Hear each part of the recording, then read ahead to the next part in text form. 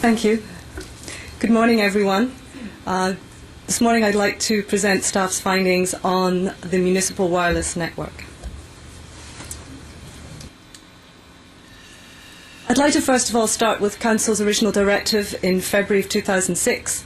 Give a bit of a thumbnail sketch of Wi-Fi because it is a complex technology and business issue.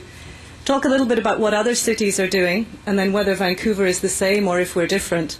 Look at the options that were outlined in the report and then explain our recommendation and the rationale for that.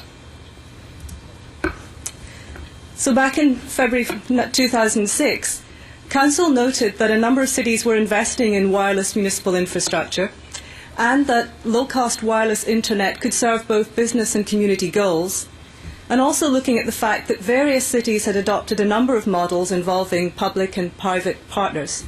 And so they asked staff to report back on the desirability and options of pursuing a free or low-cost wireless municipal system in selected areas of the city in a way that would not add costs to the city taxpayers. And there were a number of goals that they asked us to look at. One was to promote business, to build community, to bridge the digital divide, to reduce communication costs for the city's own internal operations, to improve the delivery of emergency and other municipal services, and to also look at the health studies around implementing a wireless network.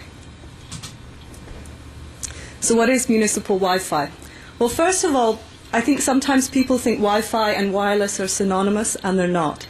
There's a number of ways to deliver wireless connectivity and a number of competing technology. One is cellular digital, which we all use, and the city is currently using cellular to deliver some wireless applications. There's Wi-Fi, which is what we're talking about today, and WiMAX. Wi-Fi is fast, but it's still slower than people are probably used to at home using broadband or on a city network. It's inexpensive because it works in the unlicensed spectrum as opposed to cellular, which works in the licensed spectrum. Right now we already have Wi-Fi in Vancouver. There are about 300 Wi-Fi hotspots, and those are what you'll find in cafes and hotels. But it's localized right now. We don't have a Wi-Fi mesh. It's specific to that location where you're in with your laptop or your PDA. Municipal Wi-Fi would be different. What it would do was, instead of the current 300 access points that we have, we would need a Wi-Fi mesh of about 2,000 access points. And doing that would provide citywide coverage so that you would have a single log-on, and if you were moving from place to place throughout the city, you wouldn't have to keep finding yourself dropped, for example, as sometimes happens with cell calls. The cost, however, is not insignificant. About $10 million is our current estimate for one-time installation, and about $3 million operating ongoing. So what are other cities doing?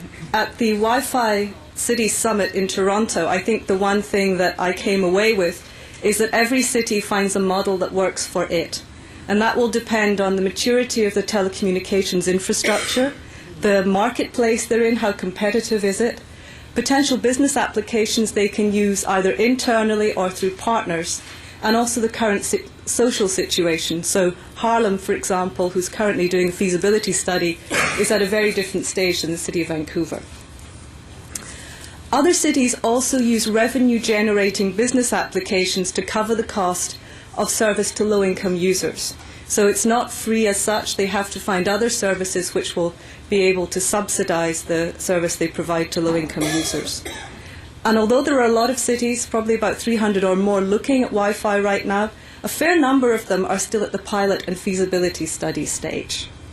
So there are not a lot of models which have been in operation for a long time where we can look at them and see the total cost of ownership over a number of years. So let's look at just a couple of Canadian cities. Toronto Hydro Telecom is already a telecom provider. They have built a for-profit network and a pilot area, just a little bit of the downtown core, where they're competing with the private sector.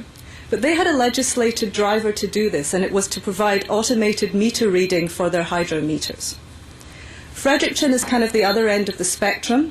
They were a wholesale telecom provider, but they found that they really couldn't attract the private sector into Fredericton because the marketplace wasn't really there. So they had to build their own. And they also had to become their own ISP because, again, people wouldn't come into Fredericton to provide that service. but they do provide wireless infrastructure, and they view it as the same as roads or lampposts. They see it as free infrastructure that should be delivered to Ottawa. Telecom Ottawa was already a telecom provider, similar to the Toronto situation. They have wireless in the downtown core for a price. It's deployed on their power poles, but they also recognise that they need a policy for those light poles, similar to what staff is recommending for the City of Vancouver. In Calgary and Edmonton, they're both considering wireless, but not as a public infrastructure.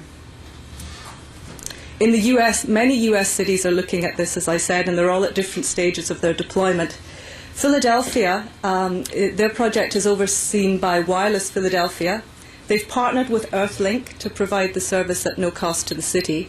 And they had really strong social inclusion policies. That was one of their key drivers for doing it, as well as economic development. They're building on city-owned light poles in buildings, and they're at the pilot stage. San Francisco, very similar to Philadelphia, they haven't started the build of their network yet. They've just finished their RFP process and award. New York is largely private. They did an RFP in 2004, and then they granted non-exclusive franchises to 6 telecom companies for access to their infrastructure. So what about Vancouver? Are we the same, or are we different as all those cities? With the caveat that every city has to find a model for itself, we are the same in that we want to attract business and tourism to Vancouver. We want to encourage economic development. And we also have, as per the Council mandate, a need to bridge the digital divide. How are we different?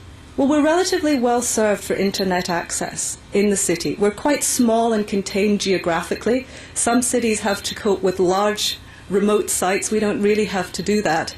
About 70% of households in Vancouver currently have access to the internet, and of those, about 65% have broadband access. We did look at applications where the city might be able to take advantage of this technology, but we didn't see there being extensive cost savings as yet. We are using wireless technologies where we can, and there are other situations where the major applications where the wireless would run on top of them are still about 18 to 24 months away. And examples of that are the engineering IMS system and also the Amanda and the new permits and licenses system. So we don't have a compelling business driver. And the city also has no history of competing in the telecom sector, unlike Ottawa or Toronto.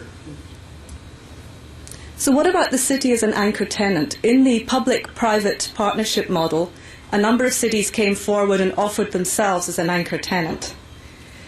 Again, because of our geographical area and our strategy to deploy fibre to our remote sites throughout the city, we expect to be done that work by 2008, which would mean that most staff areas would have access to a high-speed fibre network without using wireless. We've also had some feedback from our police and fire services that they would need assurances before they could use public Wi-Fi. Because it runs on the unlicensed spectrum, they're not comfortable at this stage that it would offer them the safety, speed and security that they would be looking for. We also looked at voice over wireless. This is the wireless equivalent of voice over IP, which Council approved and is now underway. We believe that the technology is too untested at this stage for us to be able to realise significant savings in cell phone costs. Probably for the next 3 to 4 years. The technology is still in its early stages yet. And voice over wireless is a very bandwidth-intensive application. We did, as I said, look at efficiency through mobile and wireless access for staff. But again, we think that's about 2 to 3 years away. And the city's ability to commit to savings for internal telecom costs would really be dependent on some guarantees around the kinds of service we could provide and the costs and the abilities of us to provide that.